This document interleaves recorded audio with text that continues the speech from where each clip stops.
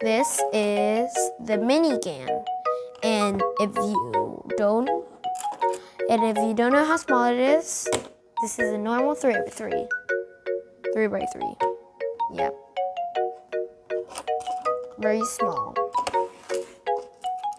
Let's see. It opens just like a GAN cube. Not exactly though. You press these two buttons and then it'll open. It turns very nice. It turns quite nice. It's very good. And you can do a few solves in this, and that'll be great.